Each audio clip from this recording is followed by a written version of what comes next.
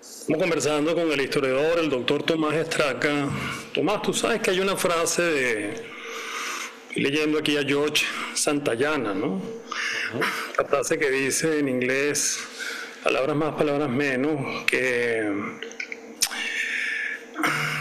those who cannot remember the past are condemned to repeat it. En cristiano, aquellos que no conocen la historia están condenados a repetirla. A mí no me gusta esa frase porque yo creo que la historia es única y que la historia no se repite. Y si en todo caso se asemeja o se asimila a algo, bueno, que se repita para evitar entonces eventualmente evitarla. Y caemos al tercer tema que quería abordar contigo. Este afán nuestro fragmentario, demostrado históricamente, que se repite y se repite porque se asemeja, de Bolívar a nuestros días, pasando por esas disputas de Bolívar y Santander. Hay mucho mito también de Bolívar con Páez, de Páez entonces con los federales, con los hermanos Monagas, de los Monagas entonces después con la llegada de Guzmán Blanco y la llegada de Cipriano Castro y en fin, hasta nuestros días, fragmentaria. Hoy tú ves las fuerzas democráticas, les cuesta mucho mantener esa unidad. ¿Cómo está pegando esto, mi querido Tomás? ¿Y cómo podemos evitarla? Porque, por ejemplo, el amigo Fortul, nuestro gran historiador Gil Fortul decía, no, es que la historia lo que hay que es conocerla para evitar que aquellas causas que recurrentemente se repiten en nuestras carencias políticas no se repitan. Te doy la palabra. Sí, esta frase santayana que es tan famosa, tan manida, ¿no? La historia no se repite en el sentido de que no va a haber dos batallas de Carabobo, no va a haber dos Simón Bolívar, aunque a algunos les pueda doler eso, y muchos intentaron hacerlo. No va a haber, qué sé yo, dos Sumaque. Pues puede haber un boom petrolero, pero no dos Sumaque, y que esto del boom me lleva a lo que quiero llegar. No va a haber dos boom petroleros como el de 73 o como el de la década de 1920 o como el de 1956, pero sí puede haber otro boom petrolero. Es decir, no se repite la historia en sí misma, pero sí se repiten fenómenos sociales, fenómenos psicosociales, fenómenos económicos, sí, las inflaciones. Las tensiones de carácter político cuando hay una debilidad, una decadencia de un sistema o una cosa para el estilo. Y lo que nos permite ver la historia es cómo en cada historia distinta las personas respondieron ante fenómenos que sí pueden volver a aparecer en el futuro. Y nos dan herramientas, nos dan referencias, más o menos ver cómo se resolvió antes. ¿De qué manera lo puedes resolver el día de hoy? Cuando tú estás haciendo una receta, tú pruebas y tú dices, tú no sabes cómo lo hizo mamá, aunque sea la misma receta, es el mismo guiso de yaca que estás haciendo allá en Quebec, y tú dices, tú no sabes cómo lo hizo la mamá, no está ocurriendo esto, no es tu mamá haciendo el guiso en Caracas o en Carúpano, o no sé, en Maracaibo. Eres tú haciéndolo en Quebec, que es otra historia, pero se repite el tema del guiso. Y entonces lo que tú vas a buscar para esa nueva historia que estás haciendo, dices, bueno, ¿qué le hacía mamá? Es que mamá le echaba esto después de lo otro, es que en este momento mamá lo hervía un poquito más, en fin, lo que quiera que sea que se trata. Y no saber qué le vamos a echar para que el guiso sepa distinto, o para que no se nos eche a perder el guiso, o para que sea sabroso. Decía el maestro Scanone cuando una receta no salía bien, es que no la has hecho lo suficiente. Cada vez que tú haces la receta nueva, tú tomas alguna referencia del pasado, no estás repitiendo la historia, sino para ajustarla. Pero estamos con el tema de la fragmentación. El nombre de la República Fragmentada fue un nombre que le puse a un artículo que apareció en SIC en el 2010. Y ese nombre, por una cosa que estaba pasando que me llamó mucho la atención, precisamente en medio de la más ditirámbica expresión de bolivarianismo que hayamos tenido.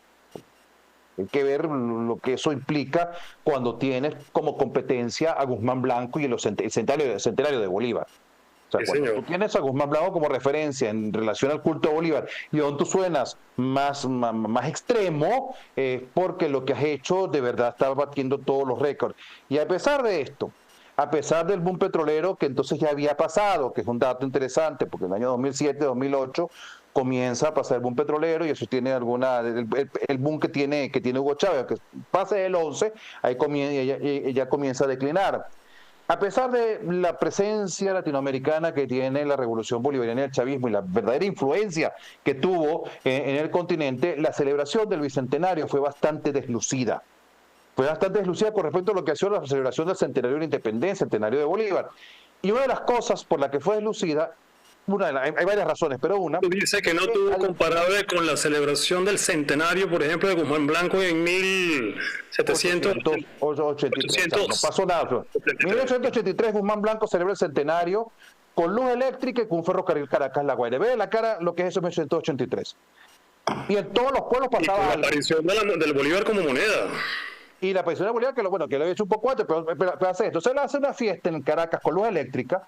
Bueno, eso es como que el día de hoy tú decías hacer la fiesta o no. Yo voy a celebrar el centenario, hablo con Elon Musk con un concierto en Marte. Invito a todo el mundo, una cosa, una cosa espectacular para el caso. Bueno, que después eso tenga, que lo de Guzmán, después la luz eléctrica, luego que la inyectó eso no volvió a funcionar por un tiempo, ese es otro asunto.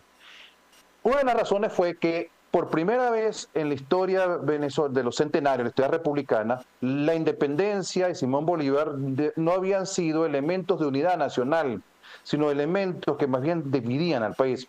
Estamos hablando de la independencia, cuando estamos en la guerra de independencia, bueno, hay dos bandos, pero después de esto, Bolívar, la independencia era como un punto común, había como una referente con el cual no nos metemos. Bueno, el 5 de julio, la figura de Miranda, y todos nos congregamos ante esto, y cuando se celebra esto, bueno, por lo menos ese día no nos vamos a pelear, es una especie de tregua, ¿no? Todo el 5 de julio es maravilloso tal, y eso, y no vamos a hablar, por lo menos en torno a eso, y eso no pasa en 2010, bueno, porque una parte de Venezuela se ha apropiado de la figura de Bolívar, y la otra parte comienza a tener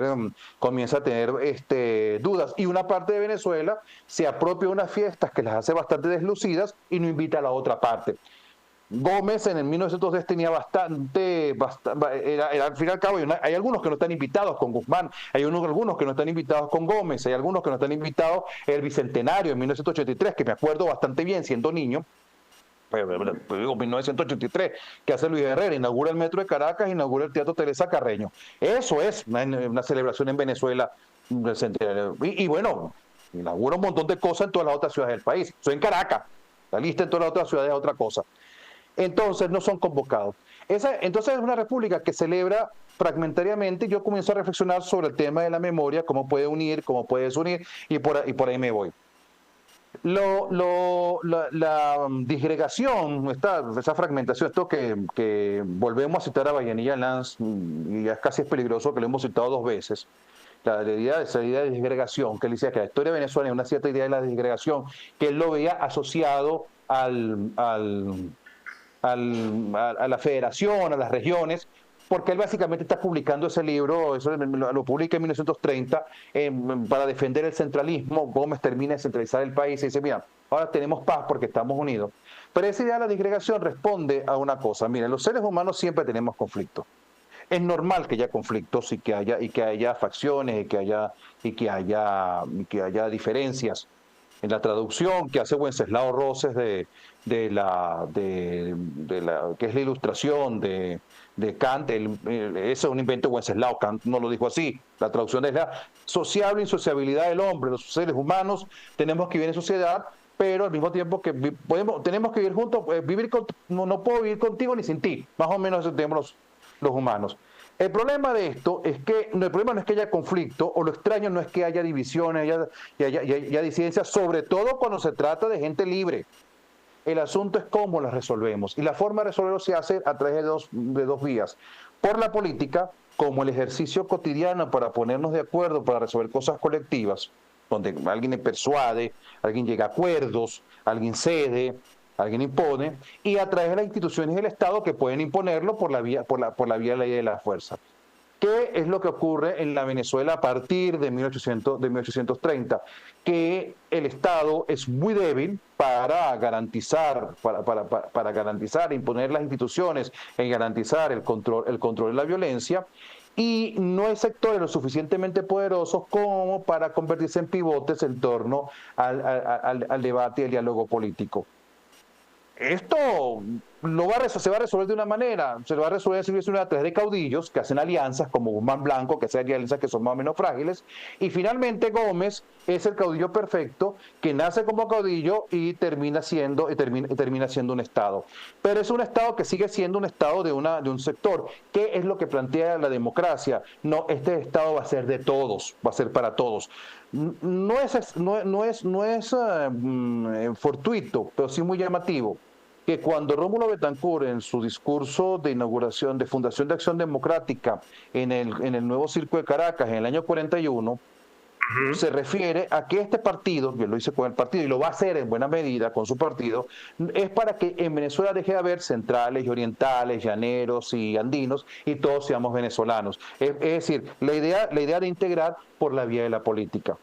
¿Qué tenemos ahora? Que tú estás diciendo, bueno, viendo el día de hoy, viendo, qué sé yo, que la política venezolana el día de hoy, hay ahorita en curso las singularísimas circunstancias que estamos el día de hoy. En la actualidad hay en curso un diálogo entre la Asamblea del año 2015 y un diálogo entre el Estado, el gobierno en funciones. Hay un diálogo, cosa que yo celebro la idea del diálogo en sí misma. Esto está lleno de peligros como en todas las transiciones, como en otras cosas, pero lo celebro. Sin embargo, cuando tú ves la oposición, como me preguntabas, bueno, hay como 3 o 4 sectores en la oposición, bueno, y cuáles, que no parecen crecer mucho entre sí cuando uno los oye. ¿Qué es lo que hay en el fondo de esto? Lo que es de nuevo un Estado que tiene dificultad para imponerse a través de instituciones, reglas y leyes que nosotros acatemos porque son legítimas y porque tienen cómo imponerse, y sobre todo porque hay un problema en el liderazgo para hacer política que nos permita sentarnos a hablar, que nos permita sentarnos a dialogar de verdad, y eso, es decir, bueno, llegar a conclusiones concretas. Disculpa si me encadené. No, pero es que no te quise ni interrumpir porque hubiese sido realmente una herejía. Acabas de decir una verdad lapidaria. Un Estado que no hace política para tratar de resolver los conflictos en la sociedad.